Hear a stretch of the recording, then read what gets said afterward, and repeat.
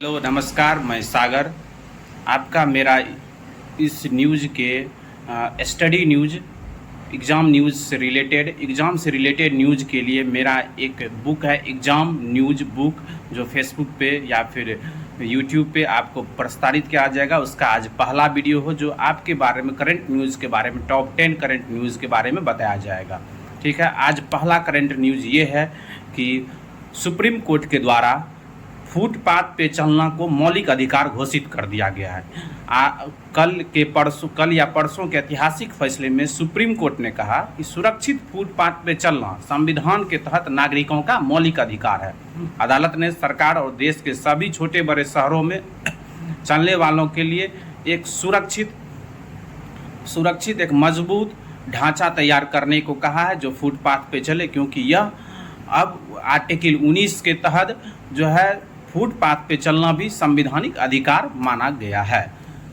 पश्चिम बंगाल, अब दूसरा न्यूज पर आज जो है पीएम मोदी के द्वारा पश्चिम बंगाल दिवस मनाया गया जो तारीख 20 जून को है। 20 जून को आधिकारिक तौर पे पश्चिम बंग दिवस मनाया गया। पश्चिम बंगाल दिवस या पश्चिम बंग दिवस मनाया गया। यह दिन 1947 के ऐतिहासिक फैसले को याद दिलाता है जिस दिन पश्चिम बंगाल भारत का हिस्सा रहा जी। और इस मौके पर जो हमारे प्रधानमंत्री मोदी हैं डॉक्टर श्यामा प्रसाद मुखर्जी को उनके 125वें जयंती पर उन्होंने याद किया। तो पहला क्या है 20 जून को, दूसरा हुआ 20 जून को पश्चिम बंग दिवस मनाया गया। अब तीसरा करंट न्यूज है कि भारत में पहली बार कोल टू अमोनिया नाइट्रेट योजना शुरू किया गया। कौन सा योजना? कोल टू अमोनिया नाइट्रेट योजना। यह योजना की शुरुआत उड़ीसा से प्रधानमंत्री नरेंद्र मोदी के द्वारा किया गया। यह योजना 25,016 करोड़ की लागत से बनने वाली योजना है। इस योजना की आधारशिला भेल भारत लिमिटेड कंपनी, कोल इंडिया लिमिटेड दोनों संयुक्त रूप से किया जाएगा और इसमें भारत को रासायनिक रूप से केमिकल इंपोर्ट का कम जरूरत पड़े और कोल से अमोनिया नाइट्रेट बनाया जाए जो कि खाद और इस सब में इस्तेमाल किया जाता है। तो भारत की पहली कोल टू अमोनिया नाइट्रेट परियोजना जो उड़ीसा में शुरू किया गया। उड़ीसा के झारसुगुड़ा शहर में 25,016 करोड़ की यह योजना है जो कि नरेंद्र मोदी के द्वारा यह योजना चालू किया गया है। दूसरा है एनर्जी ट्रांजैक्शन इंडेक्स 2026। यह वर्ल्ड इकोनॉमिक फोरम द्वारा जारी किया जाता है और इसमें ऊर्जा संक्रमण सूचकांक जिसे एनर्जी ट्रांजैक्शन इंडेक्स कहा गया है, जिसमें भारत ने 2026 में 2 स्थान का छलांग लगाते हुए भारत का 17वां स्थान पे पहुंच गया है। इसमें सबसे पहले स्थान पे स्वीडन है, दूसरे नंबर पे फिनलैंड, तीसरे नंबर पे डेनमार्क और भारत का स्थान 17वां हो गया एनर्जी ट्रांजैक्शन इंडेक्स में। रक्षा और अंतर्राष्ट्रीय संबंध पे अब बात करते हैं। कॉन्क्वेस्ट एक अभ्यास है जो कि मंगोलिया में आयोजित किया गया। यह अभ्यास बहुराष्ट्रीय सैन्य अभ्यास है जिसमें बहुत सारे देशों के बीच में सैन्य अभ्यास किए जाते हैं। दूसरा है 2027 में तृष्णा नामक सैटेलाइट लॉन्च किया गया। लॉन्च किया जाएगा। कौन सा सैटेलाइट? तृष्णा।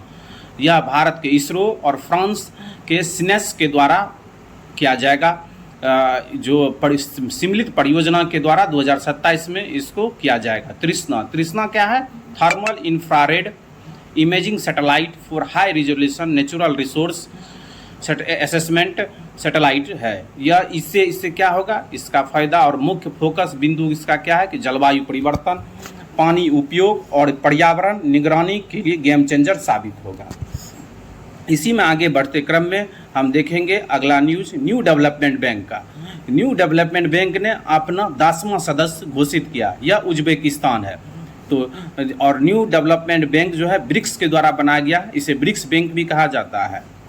तीसरा, अब आते हैं विज्ञान के और शासन के संबंध में। ठीक है, डॉक्टर जितेंद्र सिंह ने दिल्ली के इंदिरा गांधी इंटरनेशनल हवाई अड्डे पर भारत का पहला स्काई कास्ट सिस्टम लॉन्च किया। कौन सा सिस्टम लॉन्च किया? Sky caste system. यह अत्याधुनिक वायुमंडलीय रिमोट सेंसिंग सिस्टम है जिसके तहत फॉग, विजिबिलिटी, टर्बुलेंस की सटीक रियल टाइम जानकारी हमें मिलेगी जिससे विमान को सुरक्षित लैंडिंग और टेक ऑफ करने में मदद मिलेगी। तो स्काई कास्ट सिस्टम किससे रिलेटेड है? तो यह रिलेटेड है एरोस्पेस कंपनी से, एरोस्पेस चीज़ से, जिससे कि रियल टाइम विजिबिलिटी, कोहरा, टर्बुलेंस के बारे में जानकारी मिलेगी। अब इरडा द्वारा एआई वर्किंग ग्रुप का गठन कर दिया गया है। इरडा क्या है? भारतीय बीमा विनियामक और विकास प्राधिकरण ने बीमा क्षेत्र में आर्टिफिशियल इंटेलिजेंस का उपयोग को बढ़ावा देने के लिए एक विशेष अध्यक्षता बनाई है, जिसे एआई वर्किंग ग्रुप कहा गया। तो एआई वर्किंग ग्रुप किसके द्वारा? इरडा के द्वारा बनाया गया है। अब तीसरा है कि international turbulence for the law of the sea, मतलब इटलॉस, ITLOS, इटलॉस का एक संगठन है इटलॉस। और इटलॉस का काम क्या है कि पहले इसका फुल फॉर्म जानते हैं, international tribunal for the law of the sea, मतलब सी के लॉ के लिए जो ट्रिब्यूनल बनाया जाता है उसको इटलॉस कहते हैं। और इटलॉस में 2025-26 की अध्यक्षता भारत करेगा और यह भारत की तरफ से नीरू चड्डा करेगा, ठीक है। और अगला, ब्रिक्स का कृषि मंत्री की बैठक मध्य प्रदेश में हुआ। 16वीं ब्रिक्स कृषि मंत्री की बैठक संपन्न हुई और जिसमें इंदौर घोषणा पत्र जारी किया गया, ठीक है। अब फिर आते हैं गृह मंत्रालय में। गृह मंत्रालय के द्वारा साइबर अपराध को निपटने के लिए 2 चीज़ जारी किया गया है, जिसमें कि पहला ग्रीवेंस रिड्रेसल मैकेनिज्म और मनी रीस्टोरिंग मॉड्यूल MRM और GRM का इस्तेमाल किया जाएगा, ठीक है। और भारत अब PM मोदी को स्लोवाकिया के तरफ से स्लोवाकिया का सर्वोच्च सम्मान, नागरिक सम्मान मिला है, जिसे the order of the white of double cross, जिसे फर्स्ट क्लास नाम कहा जाता है, सम्मानित किया गया। यह सम्मान पाने वाले 33वें वैश्विक सम्मान हो गया टोटल मोदी को। मोदी अब तक टोटल 33 सम्मान इस बीच में मिला हुआ है, ठीक है। अब एक ATL ब्रिज बनाया जाएगा। क्या बनाया जाएगा? ATL bridge. ATL ब्रिज जो है यह क्या है? भारत और फ्रांस के बीच में बनाया जाएगा। यह अटल जो पढ़े होंगे एम के तहत, मतलब अटल इनोवेशन मिशन नीति आयोग के द्वारा जो चलाया जाता है उसके तरफ से, और फ्रांस का ला फाउंडेशन डैसॉल्ट सिस्टम ने मिलकर India France ATL bridge platform की स्थापना की। इसका उद्देश्य क्या है? इसकी उद्देश्य है कि द्विपक्षीय मंच पे स्कूली छात्रों और शोधकर्ताओं के बीच में नवाचार, मीन्स इनोवेशन, विज्ञान, साइंस, टेक्नोलॉजी, तकनीकी और डिजिटल एजुकेशन, डिजिटल शिक्षा को बढ़ावा देने के लिए। अब आते हैं आखिरी चरण में, जो है ये है कि hunger hot spot report 2026। Hunger hot spot report किसके द्वारा जारी किया जाता है? FAO के द्वारा जारी किया जाता है। और विश्व खाद्य कार्यक्रम है द्वारा संयुक्त राज्य के द्वारा जून से नवंबर के बीच में 2026 में यह रिपोर्ट जारी करती है और यह चेतावनी दे रहा है, इसमें सूडान, सोमालिया और यमन सहित 13 वैश्विक हॉट स्पॉट, जिसमें कि तीव्र खाद्य असुरक्षा स्थिति और गंभीर हो सकती है, यह बताया गया है।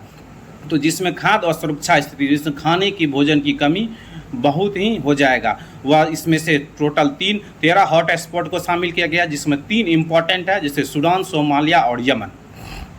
अब आते हैं Etalin hydraulic project. Etalin hydraulic project NHPC के द्वारा अरुणाचल प्रदेश में बनाया जाएगा। यह दिबांग घाटी में प्रेजेंट है। यह 3037 मेगावाट की प्रोजेक्ट है, जो भारत की सबसे बड़ी जल विद्युत परियोजना है। तो भारत की सबसे जल विद्युत परियोजना कौन है? एटलिन हाइड्रोलिक प्रोजेक्ट पावर, जो कि जापान की समझौता से यह बनाया जाएगा। धन्यवाद।